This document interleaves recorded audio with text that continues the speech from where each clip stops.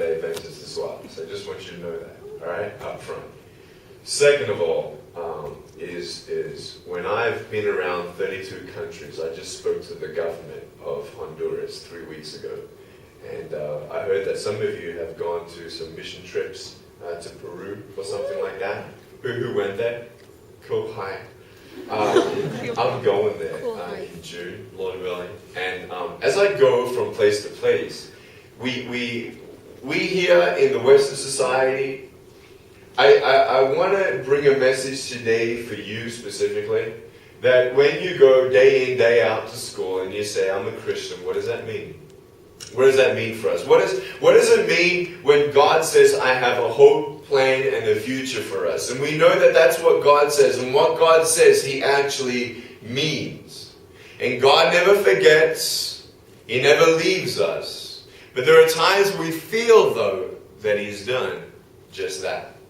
What do you do when you ask God for something and it doesn't happen? Can God change a circumstance? Absolutely.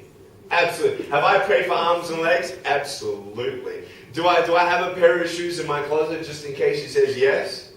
Yep. I do. I have a set of cufflinks. I have a long sleeve shirt. I've got long trousers just in case God says yes. As a deposit, just so He knows that I know that He can do it.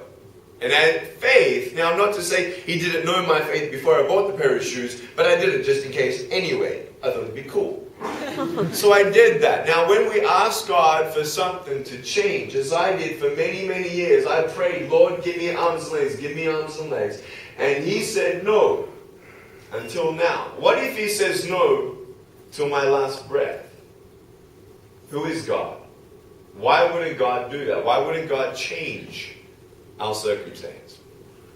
For me in my life, I've seen God change other people's circumstance. We have Kyle here. Kyle Lubeck, where are you, sir? He's downstairs. Hi, Kyle. Kyle was one of the gentlemen who came with me to 10 countries in 10 weeks. Here he is. Say hi, Kyle. Hi, Kyle. That's cool, dude. Go relax. It's all good. But Kyle is one of the witnesses when we went across 10 countries in 10 weeks and spoke 110 times to 500,000 people face to face and 400 million people through TV. We've seen blind people seeing. We've seen deaf people hearing. We've seen people who could not walk. Now I've seen that. Now that's not going to change your life. That ain't going to change your life. You're not going to wake up in the morning tomorrow. I promise you, you will not wake up tomorrow morning and say, wow, wasn't that amazing what Nick said about how he's seeing blind people seeing. It doesn't change you. You don't really care because you don't see it. And even if I saw it and I told you, it doesn't really change it. It's like you seeing something and you telling me, I don't know. I have to see it to believe it. But I want to be real with you this morning. I want to be absolutely raw and transparent to you to let you know that God is perfect. And He has a plan for you. And when He says no, then God is still God. You know, for many times in my life as a child, I actually, I wasn't depressed. I actually learned how to write with my little foot. I love my little foot here. I can do the peace sign. Peace, how you doing? And when I was born this way, no medical reason why. And my mom and my dad had, fears of having other children because they didn't know if their other children would have disabilities. My brother and sister today, who are both younger than me, do have arms and legs. And it was just one of these things where the doctor said, well, we don't know why this had happened. And, they never thought that I'd ever walk. They never thought that I'd ever swim and surf and golf and travel around the world. Today I type 43 words a minute on a normal computer. I text on my iPhone 45 words a minute. And after 2 coffees, it ups it up to 55 words. Who knew that? This is amazing. I mean, we forget to thank God for what He's given us. All right. I tell you, I was playing soccer one day and I sprained my foot. I felt disabled for the very first time. I tell you, I couldn't walk because I had to keep my foot in the air. You know that saying where it says, "You don't know what you got till it's gone." We are so, if you want to say, lukewarm at times.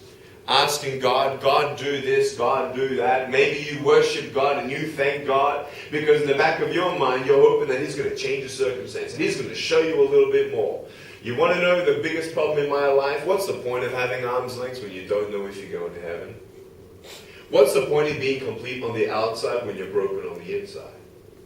See, the reason for my loneliness at age 8 to 12, where I told my mom that I wanted to commit suicide, was I believed that the fear of being alone was worse than having no arms and legs.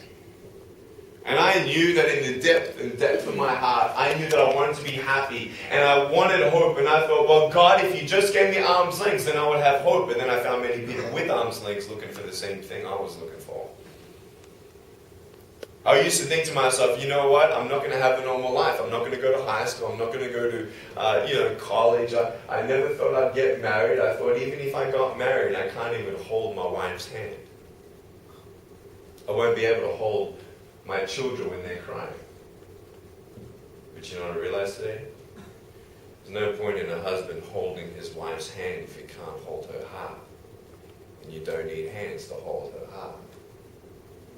When you honor God, get this, when you honor God, and I'm serious, when you honor God with what you have, God honors you and your life. And you know what? When you've done something wrong and something's burnt up in your life and all you're left is with ashes, the world will give you ashes for ashes, but God will take your ashes and turn it into something beautiful. I was at a family gathering one night.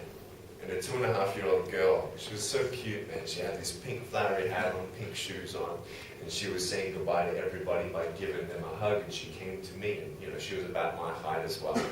And she came up and she wanted to hug me, and she realized, whoa, how am I going to hug Nicky if he has no hands to hug? So she thought about it for a little bit. She was so cute. She put her hands behind her back, and she walked up to me and hugged me with her neck.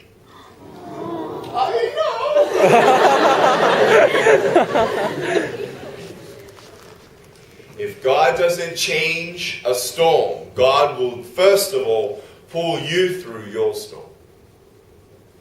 I didn't believe that for many years of my life. At age 10, I actually tried to commit suicide because you see my Bible here, here's the truth, and the truth will set you free. And who the Son sets free is free. And then the opposite of truth are lies. Nick, you're not good enough. Nick, God's forgotten you. Nick, you'll never get arms and legs. Nick, you'll never ever be anybody. Nick, God's forgotten you. Nick, you're alone. There's no hope. Just give up. Just give up. At age 10, I actually tried to commit suicide in a bathtub. I turned over 3 times, and the first 2 rolls over, I did. I was thinking, well, I'm doing a good thing here because I don't want to be a burden to my parents no more. And then the 3rd time that I rolled over, I realized that I was going to leave them with a worse burden, a heavier burden to carry for the rest of their life. And so I decided to stick around. Man, am I glad I stayed around. Because I'll tell you right now, again, when God says something, He means it. Here it is, Jeremiah 29, verse 11 to 14a. Then, for I know the plans I have for you, declares the Lord, plans to prosper you and not to harm you. Got that? Plans to give you hope in the future.